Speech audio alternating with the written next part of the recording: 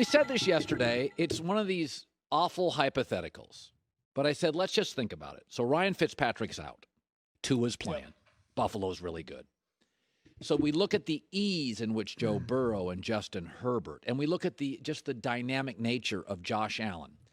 And Tua's averaging 160 passing yards a game. Their defense is great in Miami. Their coach is great. Their special teams are great. They're missing the piece. Tua goes out Sunday and looks small, is not dynamic, shrinks. You'd bench him if you could. They've got a number 3 pick, and Albert, they're never, with Brian Flores, going to get a number 3 pick again. What if Tua struggles? Is it nuts to think they would use that on a quarterback? No. I think they've shown us. I mean, like Brian Flores has given us the answers to the test. They're willing to buck convention. They're willing to think outside the box and how they've handled their quarterback situation this year. They went to Tua in the first place in a spot where no one would go to a young quarterback. They were winning when they did it. And since they've shown a willingness to go away from a young quarterback when everybody would say, well, you don't want to damage his confidence. You don't want to get into his head. What do? They go to Ryan Fitzpatrick in an effort to win games. And so I look at the organization and the way Chris Breer and Brian Flores have worked over the last 2 years, and what an outstanding job they've done front to back, just building that team up, building the culture, everything else. I don't see why you wouldn't say that they would buck convention here and say, you know what? We like Tua. He's a good player. We can find something better. And I'll tell you, too, I mean, Colin, having talked to some executives who are watching this guy and evaluating this guy, they're seeing what I think a lot of people in the general public, maybe you and me included, are seeing, which you're not seeing elite traits right now. I mean, he just sort of looks average in a lot of ways out there. So you're right. Like, I don't think they're going to be picking this high again under Breer and Flores. And so this might be their last opportunity to get an elite young quarterbacking prospect. So, I think that when we get to the offseason, we may be talking about them evaluating guys like Justin Fields and Zach Wilson up against Tua Tagovailoa. So it's interesting because Jalen Hurts, meanwhile, has been more dynamic. They're averaging 440 yards of offense since he started. That's 100 and maybe 15 more than Carson Wentz. Yep. The easy proposition is just take Carson Wentz, put him again with Frank Reich, and go with Jalen Hurts. And I don't know if Jalen Hurts is going to make it, but I'll tell you, the arm's not an issue. He's made throws. I mean, with no preseason, not a lot of first-team snaps, 440 yards of offense, it doesn't seem crazy to move off Wentz and go with Jalen Hurts, does it? No, and I think we have to see what this looks like coming out of the season. The owner's not happy with where they are. I think there's going to be some level of change. Now, I'm not saying head coaching change necessarily. I'm not saying GM change. But I think there's going to be some level of change in the football operation. Maybe some offensive staff changes. Maybe Doug Peterson's forced to bring in an offensive coordinator. So I think that's all going to go into the decision that you make in Carson Wentz.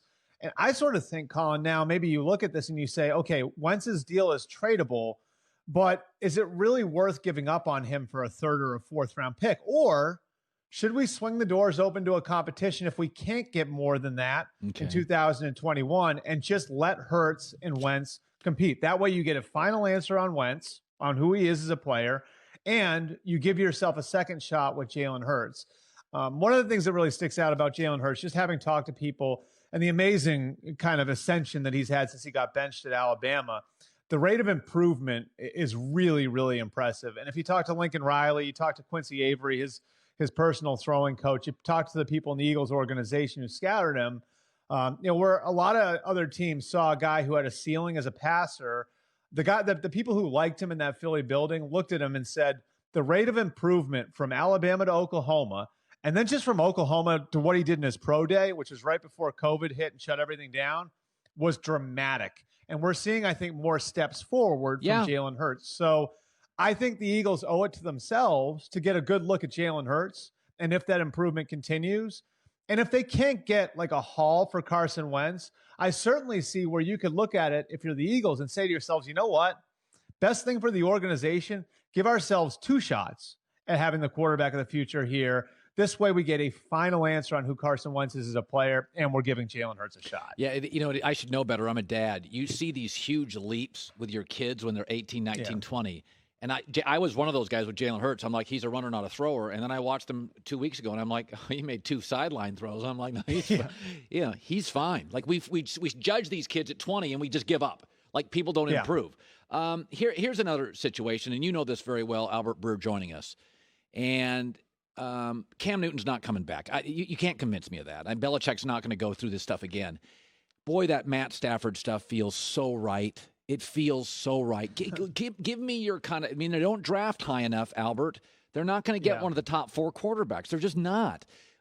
Next year, off-season, what's New England going to do at quarterback? I think they're going to look for an upgrade. I don't think they're averse to bringing Cam back. I don't think they'll bring him back without competition, though. He's been perfect as a person in the building. Like, as a player, obviously not. But as a person, he's done everything that they wanted. He's been a great teammate, a great leader, all of that. He's checked every box in that regard.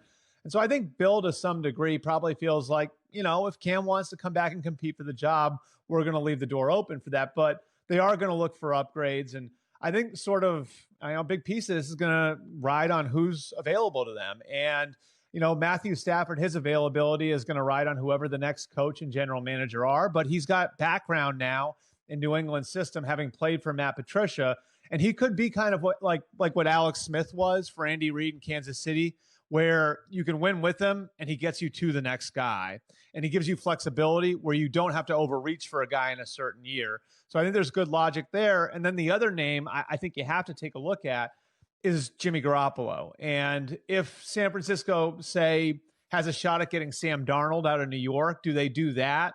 And then maybe Jimmy Garoppolo comes available. That'd be another name to watch. And then if you want to look further down the line, Jacoby Brissett's another guy who, potentially could be a stopgap because he's got background there. But I think the Patriots are going to look at every level at quarterback here, both veteran, rookie, reclamation project. I think they're going to look at every single answer they possibly can to try to at least get back up to level water at the position. By the way, do you have a vote for Coach of the Year and MVP? I don't know. Okay, because I think I'd go. It's hard. Sean McDermott, probably, or Brian Flores. It depends if Miami loses. Whoever wins that game, I'd probably give Coach of the Year to. I would give Aaron my MVP, Josh Allen 1A. If you had to do Coach of the Year and MVP, where you go? I think I'd go with Brian Flores just based on where they were at the beginning of the year. Yeah. It's really hard to ignore, Colin. I mean, this was, if we're going back, 16, 17 months, it's easy to forget this. That was a freaking teardown. You know what I mean? They lopped off Minkah Fitzpatrick and Laramie Tunsil in September of that year. Think about that. Those are 2 high-end players, and those were the last pieces of the teardown. So to be back in this position this quickly, I'm so impressed with what Brian Flores has done and how quickly it's happened and how the team responds to him too. We talked about those unconventional moves, pulling your rookie quarterback in game and putting the veteran back out there, and the way the teams responded to that. I think it's so impressive what we've seen from Brian Flores this year. So he'd be my Coach of the Year at this point, again, pending what happens on Sunday. And I think you got to give the MVP to Aaron Rodgers. You look at the statistics. He's got better numbers than Mahomes. You look at what's around him. I think he's got less around him than Josh Allen or Mahomes have. And I think you see what you're seeing here is that second year in the Shanahan offense. It happened with Matt Ryan in Atlanta. He won an MVP in his second year under Kyle Shanahan there. It happened with Jared Goff in LA. He went to the Super Bowl in his second year under Sean McVay. I think that's very much what we're seeing in Aaron Rodgers now. He's bought into Matt LaFleur's system, which is that Shanahan system, and we're seeing the results now. So he'd be my MVP. Good stuff. Monday morning quarterback Albert Breer, senior NFL reporter. Happy holidays. Happy New Year to you, buddy. We love having you on the show.